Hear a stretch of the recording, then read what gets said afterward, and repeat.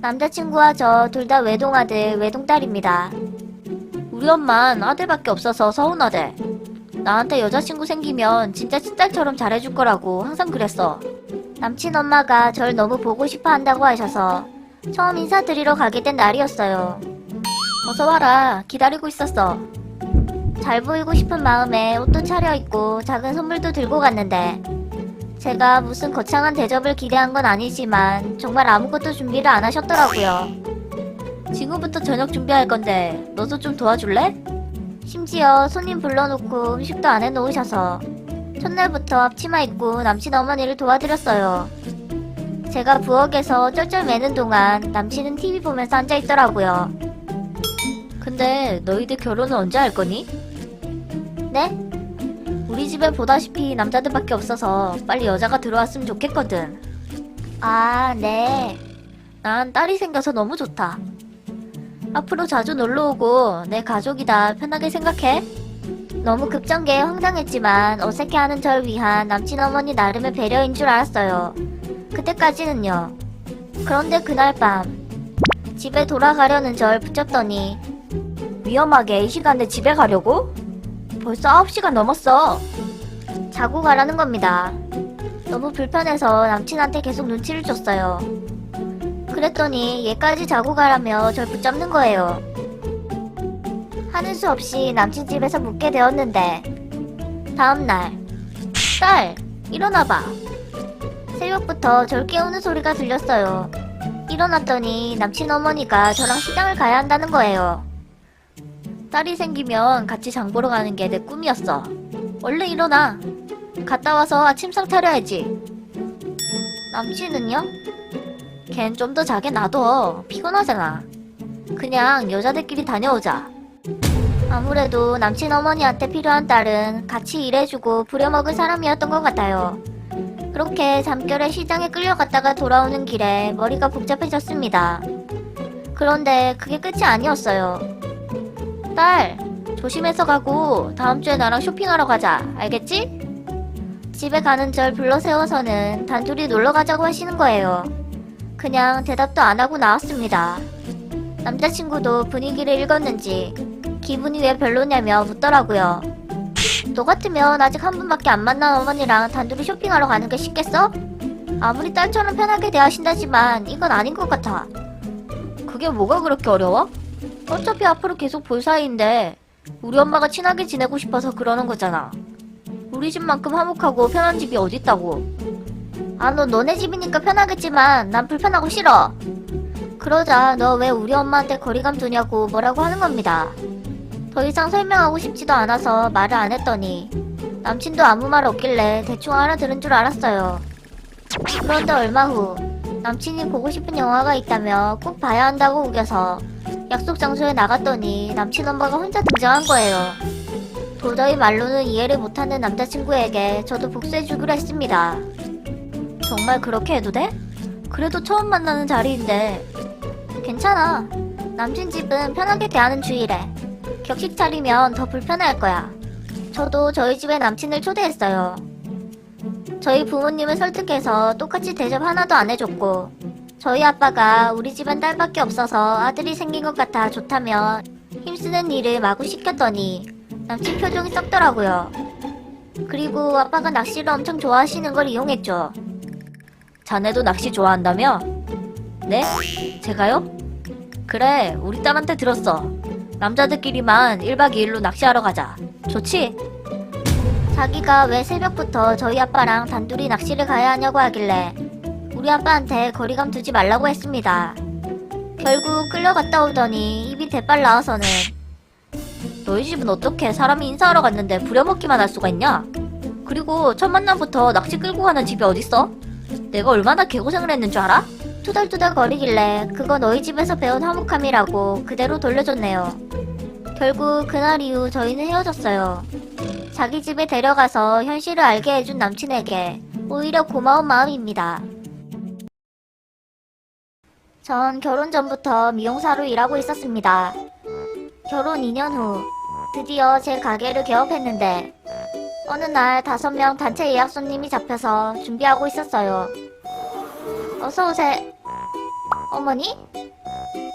예약은 직원이 받았고 예약된 이름도 달라서 몰랐는데 시어머니와 친구들 총 5분이 함께 오신 거예요. 전 당황했지만 최대한 티를 내지 않고 맞이했습니다. 시어머니와 친구분들은 다양하게 실수 받으셨고 요구사항이 까다로워서 직원들도 저도 좀 힘들었어요. 머리 마음에 든다. 어때? 우리 며느리 실력 좋지? 다행히 결과를 다들 마음에 들어 하셔서 뿌듯했는데 그럼 우리 갈게. 수고해. 계산을 안 하고 그냥 가시는 거예요. 직원들 보는 눈도 있는데 붙잡고 계산 왜 안 하시냐고 하기도 민망해서 일단 보내드렸습니다. 금액이 총 45만원 정도 나왔는데 시어머니 혼자만 모를까 친구분들까지 다 공짜로 해드리는 게 맞는지 고민되더라고요. 생각 끝에 퇴근 후 집에 가서 전화를 드렸어요. 어머니, 왜 말씀 안 하시고 오셨어요? 미리 알려주셨으면 더 잘해드렸을 텐데요. 뭘 우리 사이에 연락까지 하고 가니? 시엄마가 며느리 가게 그냥 가볼 수도 있는 거지. 아, 전 그런 뜻이 아니라 근데 계산은 그걸 받으려고? 난 그냥 며느리 기 좀 살려주고 친구들한테 소개도 해줄 겸 간 건데 계산까지 딱딱 하는 것도 좀 그렇다? 처음부터 돈은 안 줄 생각으로 오셨던 것 같더라고요. 그냥 용돈 드린 셈 치고 넘어가기로 했습니다. 그로부터 한 달쯤 후 또 단체 손님 예약이 잡힌 거예요. 설마 하면서도 아닌 줄 알았어요. 이번에도 예약자 이름이 달랐거든요. 근데 들어온 손님은 시어머니와 친구분들이셨습니다. 어머니, 또 말씀도 없이. 얘들이 여기가 너무 마음에 든다는데 어떡해. 이번에도 비슷한 금액이 나왔지만 그날도 시어머니는 계산을 하지 않고 가셨어요. 집에 가서 남편에게 말했죠. 엄마 머리 정도는 그냥 해줄 수 있는 거 아니야? 어머니 혼자가 아니라 친구분들을 계속 데리고 오신다니까? 지금 쌓인 금액이 거의 100만원이야. 결혼 후 합의하에 저희 부부는 각자 수입을 따로 관리하며 살고 있거든요. 시어머니도 이걸 알고 계시니까 며느리 가게는 며느리 돈이다 생각하고 계속 그러신 것 같아요. 결국 남편이 자기 카드로 계산을 해줬어요. 그걸 모르시는 시어머니는 그 후로도 친구들과 계속 제 가게에 오셨습니다. 늘 제일 좋은 제품으로 시술해달라고 하셔서 해드렸고 전 그때마다 남편한테 계속 돈을 받았고요. 하루는 어머니 친구분이 이런 말을 하시더라고요. 이 집 며느리는 참 효부야. 아무리 시어머니라도 우리까지 공짜로 다 머리 해주는 게 쉬운 게 아닐 텐데. 시어머니가 자기랑 가면 며느리 가게는 다 공짜다 이러셨나 본데 제가 거기서 웃으면서 아니에요. 제 남편이 다 계산해 주거든요. 제가 안 받는다고 해도 남편이 미안하다며 억지로 주네요. 이렇게 말해버렸어요. 그 사실을 꿈에도 몰랐던 시어머니.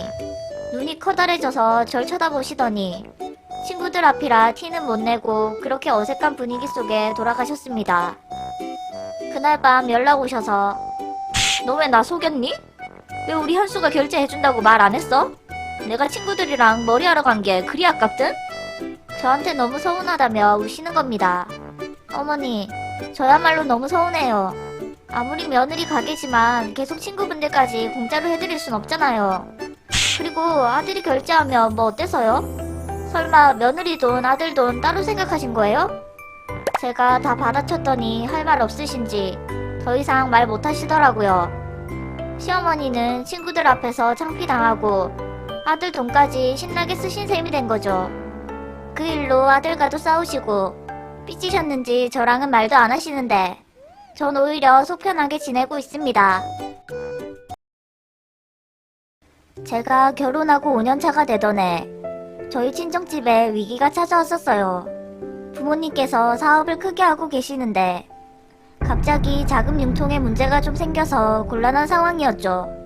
돈을 구하려고 뛰어다녔지만 조금 부족해서 결국 언니와 제가 각각 시댁에 부탁해보기로 했습니다. 시어머니께 사정을 말씀드리고 조금만 빌려달라고 했더니 그러다 부도나면 망하는 거 아니야? 받을 수 있을지 없을지도 모르는데 어떻게 돈을 빌려줘?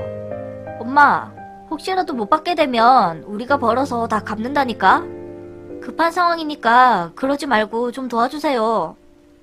사돈끼리 돈 거래하는 거 아니다. 나 못 빌려준다. 딱 잘라 거절하시더라고요. 네, 알겠습니다. 어머님 말씀도 일리가 있어. 그만하자. 저희 집이 여유가 더 있었던 만큼 결혼할 때 저희 부모님이 훨씬 더 많이 지원해 주셨어요. 딸 예뻐해 달라고 선물도 수시로 시댁에 보내주셔서 부잣집 딸을 며느리로 얻었다고 그렇게 동네방네 자랑을 하시더니 막상 힘들다고 하니까 싹 외면하시더라고요.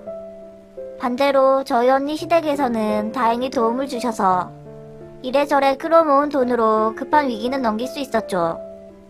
시어머니께 솔직히 서운하긴 했지만 돈을 안 빌려주신 것까지는 이해할 수 있었어요.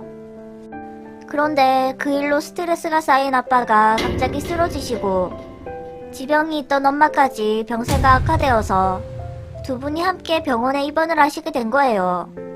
안 그래도 어려운 형편에 간병인까지 쓰는 건 무리였는데 저와 언니 모두 일을 하고 있어서 곤란한 상황이었거든요. 그때 마침 재택근무를 하고 있어서 시간 여유가 있던 남편이 그럼 내가 봐드리면 되겠다. 정말? 너무 고마워. 자기가 간병하겠다고 해서 고마움을 느꼈던 것도 잠시. 절대 안 돼. 수시로 자기 아들 잘 있나 저희 집에 드나들던 시어머니가 그 사실을 알고는 반대하고 나섰습니다. 어디 내 아들을 간병을 시키려고 해? 남자는 그런 일 하는 거 아니다. 사돈도 참. 아무리 돈이 아쉬워도 그렇지. 사위한테 간병을 받고 싶으실까?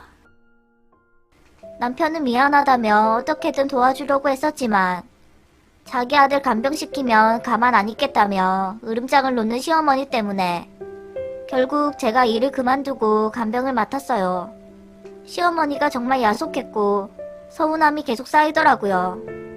그렇게 몇 년간 힘들었던 시간이 지나간 후 사업도 다시 안정을 찾게 되었고 부모님도 건강을 회복하셨죠. 그런데 얼마 전 드디어 복수의 기회가 찾아온 거예요. 시어머니께 다급하게 연락이 와서 요새 계속 어깨가 아프더라니 기어이 고장이 났다. 수술 때문에 입원해야 하니까 네가 와서 내 간병 좀 해라. 이러시길래 남편 보낼게요 하고 딱 잘라 거절했어요. 아니 불편하게 아들한테 어떻게 간병을 맡겨? 걘 바쁘니까 네가 와야지. 어머니 저도 바빠요. 그리고 제가 간병하는 걸 저희 엄마가 허락 안 하실 거예요. 뭐야? 저희 엄마는 저희 친정집이 그렇게 어려웠을 때 사돈이 냉정하게 굴었던 걸 떠올리기만 해도 화가 나신대요. 그 후로 언니네 시댁에는 도와주신 은혜 갚는다며 정말 잘해드리는데 저희 시댁과는 거의 연 끊고 살았거든요. 자기 아들 아까운 줄만 아는 시어머니한테 너도 희생할 필요 없다고 저한테 누누이 말씀하셨죠. 그냥 간병인 쓰세요. 둘째 장가 보내느라 지금 형편 어려운 거 너도 알잖아. 그럼 둘째 며느리한테 말씀하시던가요. 제가 거절하자 시어머니는 아들한테 편들어 달라고 일렀는데 그러게 그때 며느리한테 좀 베풀지. 왜 그랬어? 돈은 안 빌려줬어도 내가 간병이라도 하게 줬으면 좋았잖아. 형님네 부모님은 장모님이 이번에 여행도 보내주셨다는데 뭐? 여행을 보내줘? 엄마가 입장 바꿔서 생각해봐요. 오히려 한 소리 들으시고는 더는 말이 없으십니다. 어려웠을 때 조금만 베풀었어도 며느리 병간호와 잘 사는 사돈집 지원까지 받았을 텐데 시어머니는 본인이 평생 아플 일 없다고 생각하셨나봐요. 자기가 했던 행동이 부메랑이 되어 돌아올 줄은 꿈에도 모르셨겠죠.